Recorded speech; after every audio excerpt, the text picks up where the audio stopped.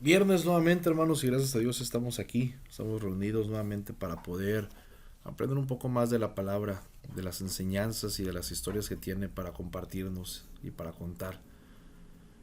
Hay en ella personajes que no fueron tan conocidos como los reyes, los profetas y algunos de los apóstoles, pero que a final de cuentas siguen siendo importantes y siguen siendo eh, instrumentos para la enseñanza y para el aprendizaje.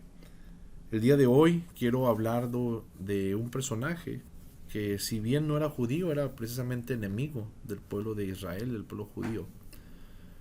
Y estoy hablando de Naamán el leproso, pero él tiene una historia que contar y tiene aprendizaje que podemos compartir. Dice 2 de Reyes 5, les invito a que tengan abierta su Biblia en ese pasaje. Y dice el versículo 1, nos dice quién era él. Dice que Naamán era general del ejército del rey de Siria y que era varón grande delante de su señor, o sea, delante del rey de Siria. Y lo tenía en alta estima porque por medio de él Jehová había dado la salvación a Siria. Este era un hombre valeroso en extremo, pero leproso. Y recordemos que la lepra era considerada una maldición, no tenía una cura y las personas que eran leprosas terminaban siendo desterradas y terminaban siendo separadas de toda la sociedad. Sin embargo, esta persona, por algún motivo, posiblemente por la estima que le tenía el rey de Siria, no estaba desterrado. ¿Quién era este general? Primera Reyes 22:34 cuenta la historia que una de las tantas batallas que tuvo Siria con Israel, un hombre en el campo tira a la aventura, tira al aire una flecha, la lanza, y esa flecha golpea por el costado entre las hendiduras de este traje de batalla, de esta armadura del rey Acab, y que él fallece. Entonces los escritos de Josefo, de la historia judía, donde relata la historia judía, dice que se cree muy arraigadamente que este hombre que lanzó la flecha fue nada más y nada menos que Naamán. Y es por ello que se cree que el rey de Siria le tenía tanta estima, porque él había vencido de un flechazo, por decirlo así, a sus enemigos, que eran el pueblo de Israel, y había traído paz.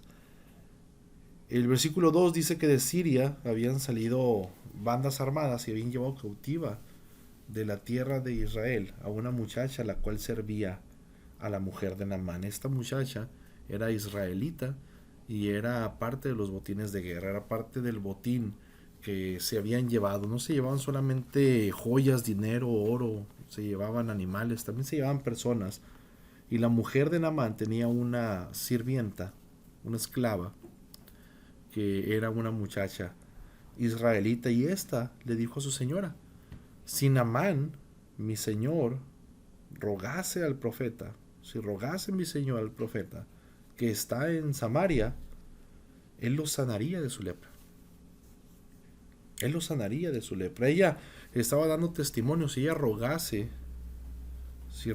al profeta, o sea, si va con el varón de Dios, le está diciendo: yo conozco a alguien que lo puede ayudar. ¿Y cuántas veces conocemos la solución para alguien y no la compartimos? Es importante que compartamos y es importante que digamos también las maravillas y las cosas que puede hacer Dios. Pero ella le dice: él lo sanaría de su lepra. O sea, ella lo dice con una confianza que él sabe que Dios estaba con él. Él sabía que él era el profeta de Dios. Entonces le dice: él lo sanaría de su lepra. O sea, si él va, él lo va a sanar. Una confianza y dando testimonio de que el Dios que tenía Israel, el Dios de Israel, era un Dios poderoso y que a través de su profeta podía sanar de esa lepra, que era una enfermedad incurable para aquellos tiempos. Si hoy en día, con la ciencia que hay, con las nuevas medicinas, con los nuevos tratamientos, es algo sumamente difícil de curar. Sí se cura la lepra, pero es sumamente difícil. ¿Cuánto más? ¿Cuánto más en aquellos tiempos que no había ni la ciencia, ni había el conocimiento, ni la medicina que hay ahorita? Entonces ella, con toda la confianza, le dice: el profeta que hay en Samaria podría curar, y ese profeta era Eliseo.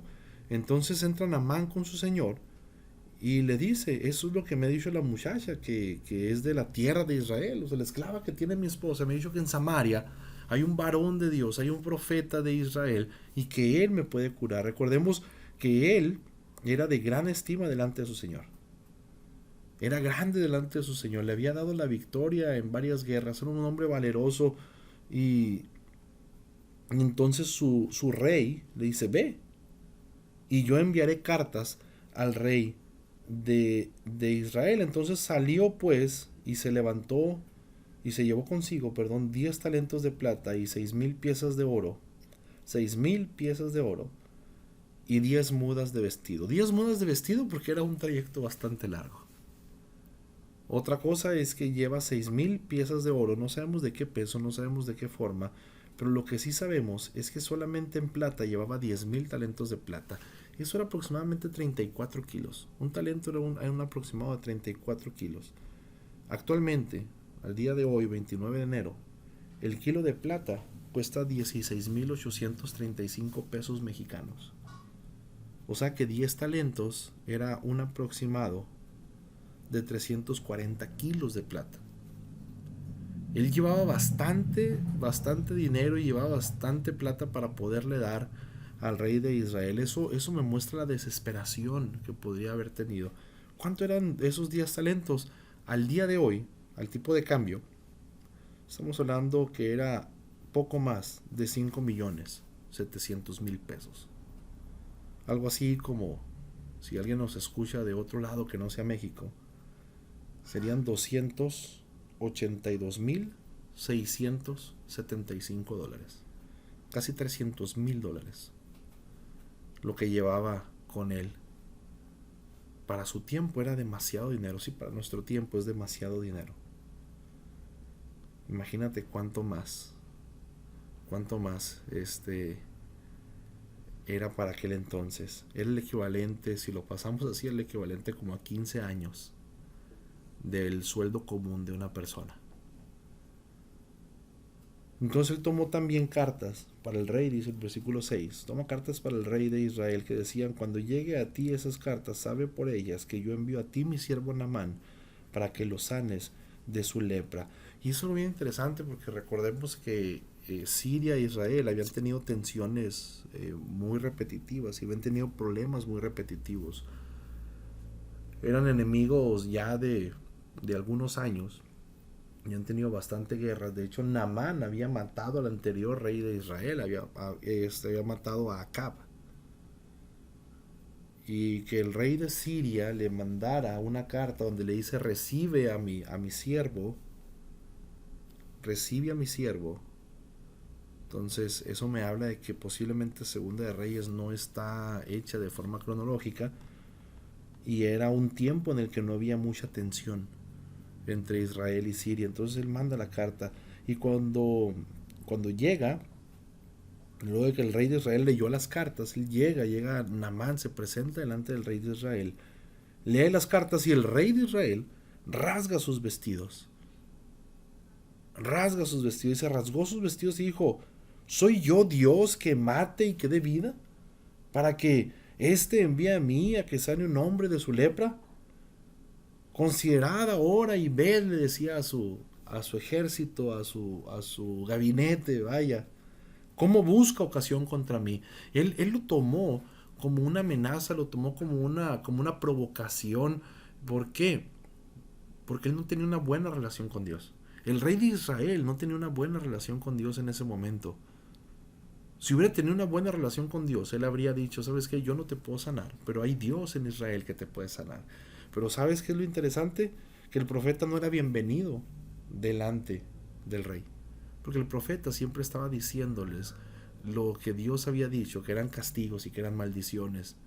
Y también una que otra bendición, pero como eran tercos y les gustaba hacer lo que ellos quisieran, desde que el pueblo de Israel pidió rey y desechó a Dios como rey, entrando Saúl como primer rey de Israel, el pueblo de Israel y sus reyes siempre tuvieron tropiezos, siempre tuvieron una historia en la que iban y venían, en la que eran desechados y eran vueltos a ser recibidos.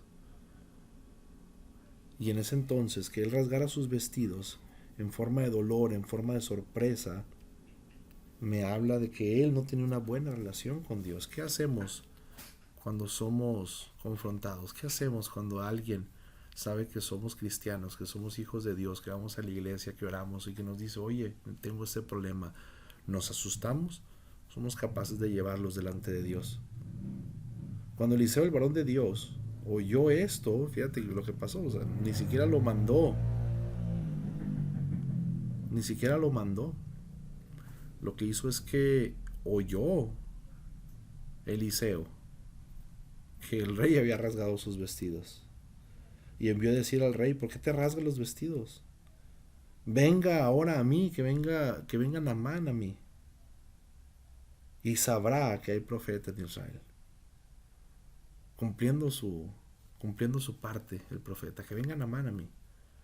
¿Por qué no fue él? Porque ya lo dije ahorita, el profeta no era bienvenido en el palacio real. Entonces Naamán hace caso y va con sus caballos y con sus carros y se para a la puerta de la casa de Eliseo. O sea, va con sus caballos y con sus carros, va con todo, con toda la fanfarria. Recordemos que Naamán era un general del ejército de Siria y que era varón grande delante de su rey. Era temeroso, era valeroso en extremo. Entonces él va con todos, es acostumbrado a que lo traten bien. Se para a la puerta de la casa de Eliseo, pero ¿qué sucede? Eliseo envió un mensajero, Eliseo no lo recibe. Eliseo envió un mensajero y le dice, ve y lávate 7 veces en el Jordán y tu carne se restaurará y será limpia. Eliseo no lo recibe. Le manda un mensajero, entonces se molesta Naamán. ¿Por qué? Por 2 cosas. Uno, él estaba acostumbrado a que lo trataran bien. Pero la segunda cosa por la que se molesta es la siguiente. En el 11 continúa y Naamán se fue enojado diciendo, aquí yo decía para mí, saldrá él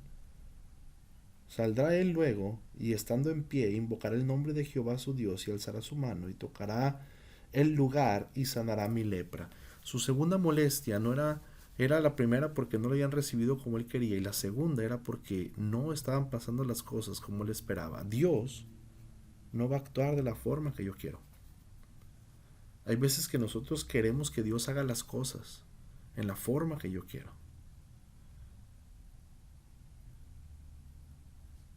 Y eso sencillamente no va a pasar.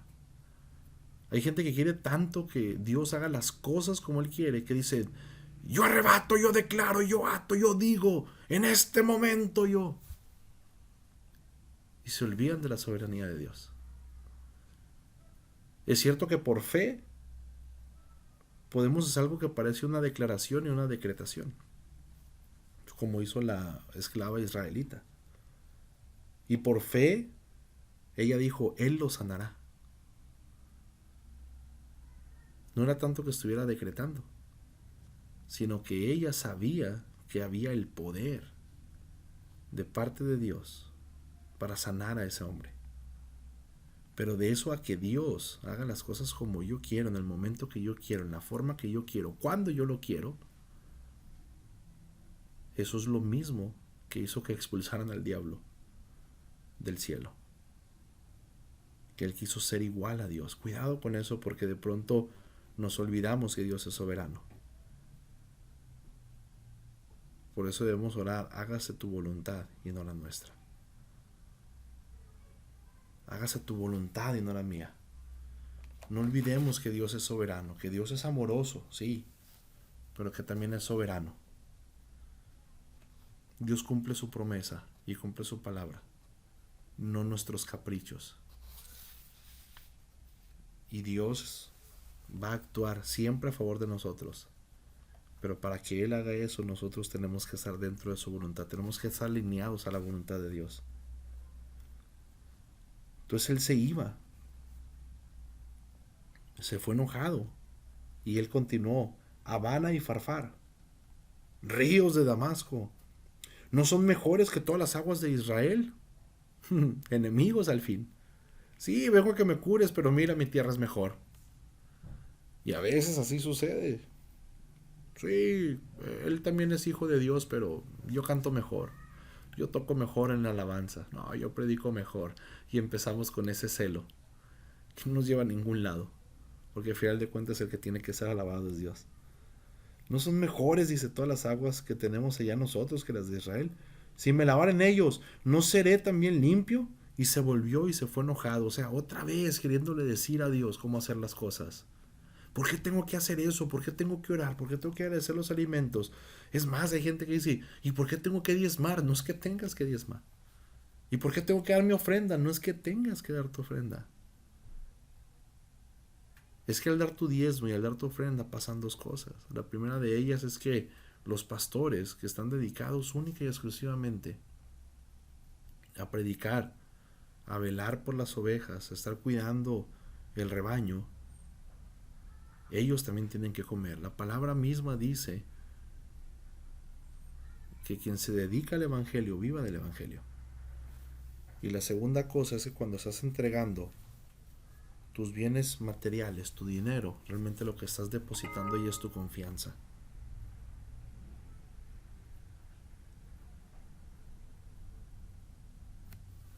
Cuando estás entregando tu diezmo, tu ofrenda, realmente lo que estás entregando, lo que estás depositando es tu confianza.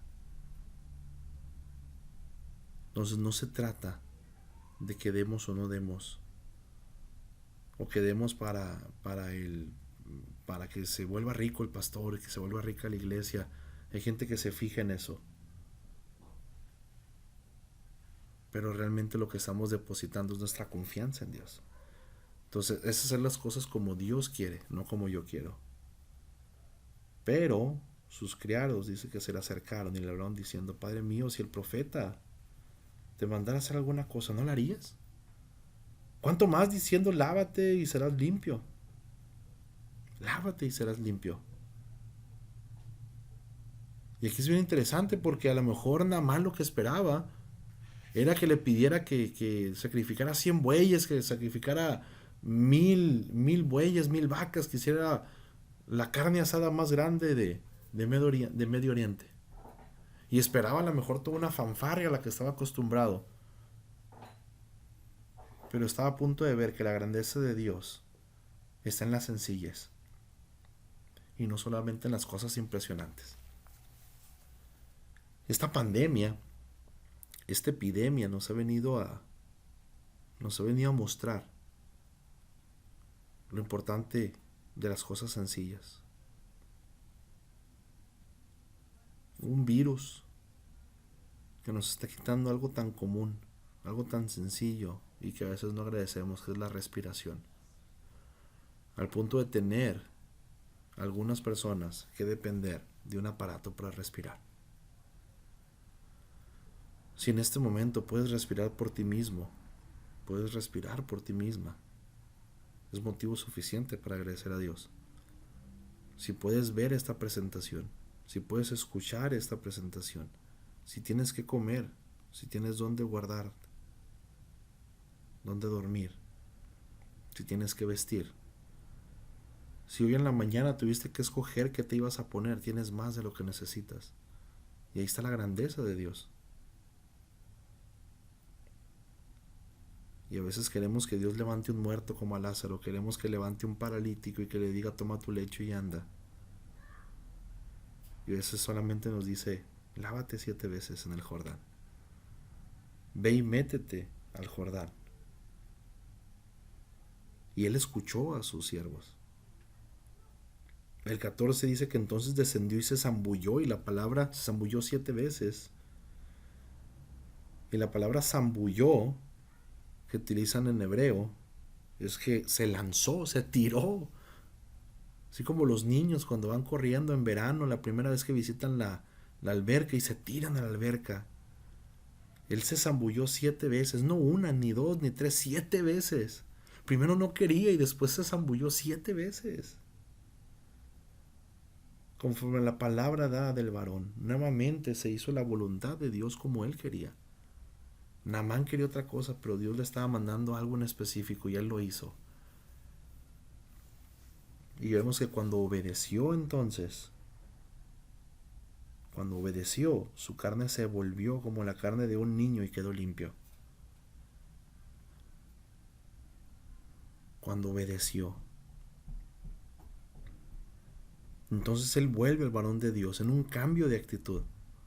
Él ve su piel que se le estaba necrosando. La lepra tiene la característica de que si no se trata, empieza a putrefactar la carne, empieza a morir el tejido y llega el punto en el que ese pedazo de piel muere y se caen los miembros, se amputan los dedos, se amputan los brazos y se mueren, se necrosan. Pero él vio su carne como la de un niño, nueva, como hacía mucho que no la había visto, limpia. Él sabía que estaba limpio, él conocía el horror de la lepra, él conocía el espanto de la lepra, y ver su carne limpia fue motivo suficiente para regresar al varón de Dios en un acto de humildad y gratitud. Y él y toda su compañía se pusieron delante de él, y entonces él le dijo: he aquí, ahora conozco que no hay Dios en toda la tierra sino en Israel. Alabó a Dios por lo que había recibido y reconoció que había Dios en Israel, que el Dios de Israel era el Dios real. Te ruego que recibas algún presente de tu siervo. Pero Eliseo le dijo: vive Jehová, en cuya presencia estoy, que no lo aceptaré. Y él le seguía insistiendo que lo aceptara, pero él no quiso. ¿Por qué no lo quiso? Porque no dio crédito al milagro de Dios como si fuera suyo. Él no dio crédito al milagro de Dios como suyo, por eso no aceptó el regalo. Y hay personas que no oran por ti si no les pagas la oración. Hay personas que no van a una brigada de milagros si no reciben por delante tal y cual cosa. Y tiene que ser en el hotel que ellos quieren, tiene que ser los alimentos que ellos quieren, y tienen que ser la cantidad de personas que ellos quieren, y aparte está la cuota de recuperación, y están lucrando con algo, y muchos de ellos de milagros son. La palabra de Dios dice: si alguien tiene hambre, tiene sed, venga y coma y beba gratuitamente. Pero hay personas que lucran con eso, y él le dijo: no lo voy a aceptar.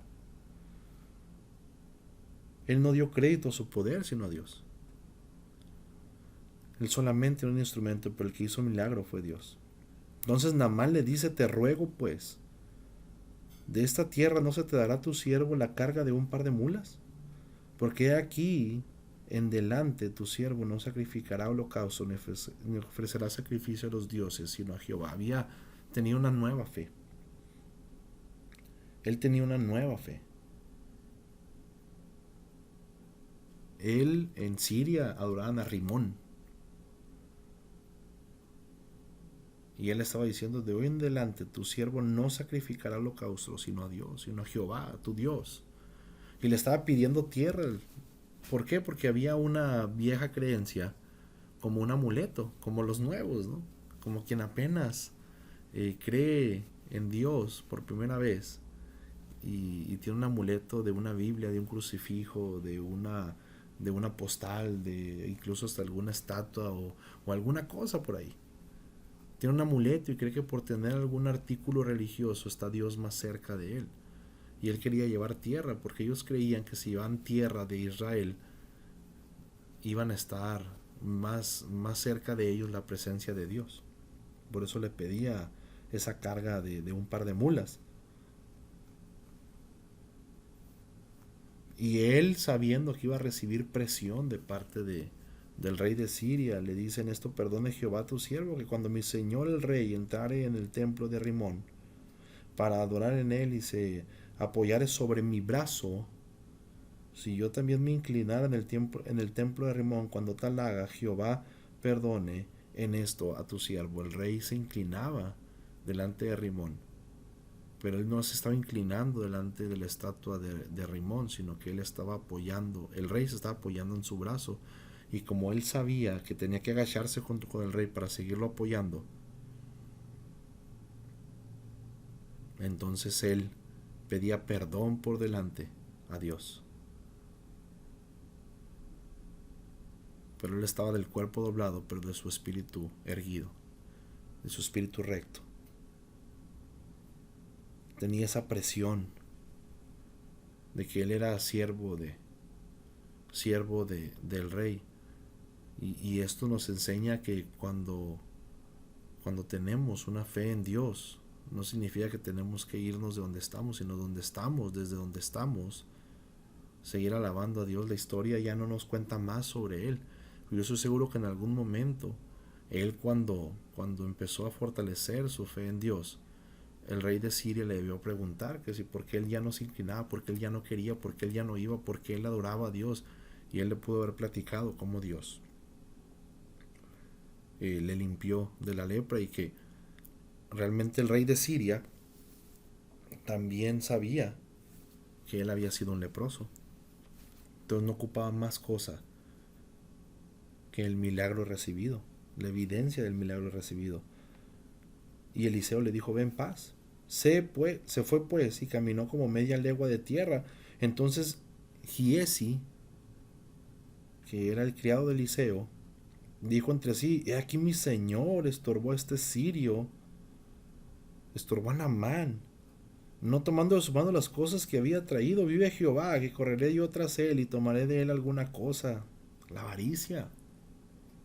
Oye, ¿cómo? Si le está dando, tiene mucho y le está dando y no lo quiere. Pero Giesi no entendía que Eliseo lo que estaba haciendo era darle la gloria a Dios. Entonces Giesi sigue a Naamán, y cuando vio a Naamán que venía corriendo tras él, se baja de su carro para recibirle y le dice: ¿va todo bien? Entonces él le echa una mentira y le dice: mi señor me envía a decirte, he aquí, vinieron a mí a esta hora del monte de Efraín 2 jóvenes de los hijos de los profetas, te ruego que le des un talento de plata y 2 vestidos nuevos. Él mintió por avaricia. Por eso Timoteo 6:10 dice que el amor al dinero es la raíz de todos los males. El amor al dinero es la raíz de todos los males. No el dinero. El amor al dinero. El dinero es una herramienta. El dinero solamente es eso, es dinero.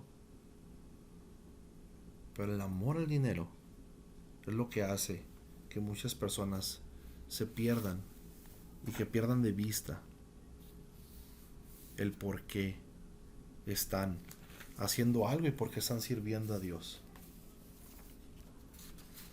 Entonces él le da lo que pide. Naamán le da a Giesi dinero y le dice: te ruego que tomes 2 talentos. Te ruego que tomes 2 talentos. Y me llama la atención aquí porque dice: y le insistió. O sea, todavía el otro le dice: no, ¿cómo crees? Y le insistió. Y ató 2 talentos de plata, 2 bolsas y 2 vestidos nuevos, y los puso todo a cuestas a 2 de sus criados para que lo llevaran. Fíjate, era tanto dinero, era tanta plata, que necesito ayuda. Si te acuerdas, hace un momento dijimos cuánto era un talento. Un talento pesaba 34 kilos de plata. Y 34 kilos de plata era el equivalente, un talento era el equivalente a 6,000 denarios.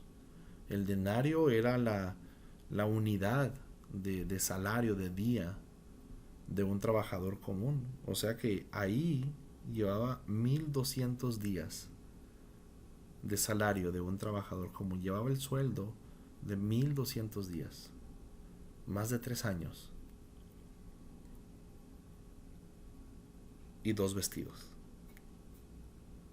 Entonces él entra, lo esconde en su casa, en un lugar secreto. Él lo toma, lo guarda y manda a los hombres que se vayan. Pero ¿puedo esconderme yo delante de Dios? Él entra y se pone delante de su señor, y Eliseo le dice: ¿de dónde vienes? Y él le responde: tu siervo no ha ido a ningún lado. ¿Puedo yo engañar a Dios? ¿Puedo engañarlo? Dice la palabra que no hay nada que yo haya dicho en secreto que no vaya a ser contado por las azoteas. Todo va a salir a la luz. Y Eliseo le responde, ahí estaba mi corazón. Dice, no estaba ahí mi corazón cuando el hombre volvió de su carro a recibirte. Es ahora tiempo de tomar plata, de tomar vestidos, olivares, viñas, ovejas, bueyes, siervos, siervas. De nuevo, Eliseo no le molestaba en ninguna forma. No le molestaba en ninguna forma el dinero. No le molestaba lo material. Pero él le dice, es momento ahorita. No, el problema no era el dinero, sino la conducta de él. Hay tiempo para todo. Eclesiastés 3:1 dice que todo tiene su tiempo y todo lo que se desea debajo del sol tiene su hora. Y ese no era momento de tomar dinero. Era momento para que Naamán alabara a Dios, para que Naamán se diera cuenta que Dios, el Dios de Israel, era el Dios verdadero. Por lo tanto, la lepra de Naamán se te pegará a ti, le dice Eliseo, y a tu descendencia para siempre. Y salió de delante de él, leproso, blanco como la nieve. La desobediencia a Dios tiene consecuencias. Así como la obediencia a Dios tiene su recompensa, la desobediencia a Dios tiene consecuencias. Y de ahí salió el siervo de Eliseo, leproso, blanco como la nieve. Y hay 7 cosas que podemos aprender de Naamán. Primero es que a las enfermedades no les importa el estatus. Las enfermedades no les importa el estatus y ahorita el coronavirus ha venido a demostrar eso muy bien. Se enferman ricos, se enferman pobres. Se enferma gente poderosa, humanamente hablando, y se enferma gente que no es poderosa. Las enfermedades no les importa. Sí, él era delante de su rey, era un varón fuerte y poderoso. Lo tenía en alta estima, pero leproso al fin. La segunda cosa es cómo aprovecha las oportunidades. Hay que ser oportunistas para esas cosas. Cuando Eliseo, el varón de Dios, oyó que el rey de Israel había rasgado sus vestidos, él envió a decir, ¿y por qué lo haces? Mándalo conmigo y que sepa que hay un profeta. El rey de Siria, al rey de Siria no le habían dicho que había un profeta ahí. Por eso él lo mandó al rey. No lo estaba buscando provocar, sino que él no sabía que había un rey, que había un profeta. Y por eso lo manda al rey. Pero Eliseo toma la oportunidad y le dice, ¿por qué lo haces? Mándalo conmigo. Él aprovechó la oportunidad esa. La tercera cosa es que Dios obra de maneras que no esperamos. Él esperaba que, que hicieran algo muy exagerado, algo grande, algo de su talla, vamos a decirlo así. Pero él le dijo, báñate, báñate en el Jordán. Y eso lo molestó. Pero cuando se molesta y que se va a ir, 2 de sus siervos lo hacen recapacitar. Es por eso que podemos aprender que Dios envía personas a que nos ayuden a creer cuando somos incrédulos. Dios nos ayuda a través de sus otros siervos a que vayamos a Él, a que regresemos a Él. Cuando Naamán le quiere pagar a Eliseo el milagro, él le dice no, porque él no va a recibir la honra que es de Dios. No debemos recibir la honra que le toca a Dios. Debemos alabar a Dios con todo lo que hacemos, incluso con lo que no hacemos. Cuando Giezi va y que engaña a Naamán,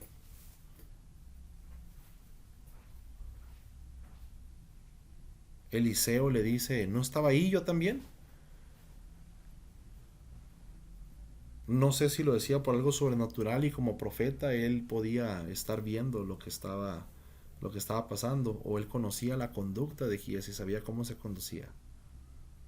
Pero de una u otra forma él sabía que estaba engañando. No hay nada oculto para Dios. No puedo ocultar nada de Dios. Y por último y la más importante, las bendiciones tienen su tiempo. Si has estado luchando, si has estado batallando, si has estado buscando la bendición de Dios y sientes que no está llegando, no te rindas. Porque Dios sabe lo que hace. Dios sabe cómo, cuándo, la forma, por qué, incluso las puertas que nos ha cerrado. Él sabe por qué las ha cerrado. Porque Él sabe que tiene algo mejor para nosotros. Él deliberadamente jamás nos va a lastimar. Dios deliberadamente jamás va a buscar dañarnos. Entonces tengamos confianza en que todo lo que Dios hace es para nuestro bien. Así como todo lo que se desea debajo del sol tiene su hora, las bendiciones de Dios es algo que deseamos. Y esas tienen su tiempo. No te detengas, no claudiques, no te rindas. En su momento y en su forma, Dios va a responder al deseo de tu corazón. Que el Señor te bendiga.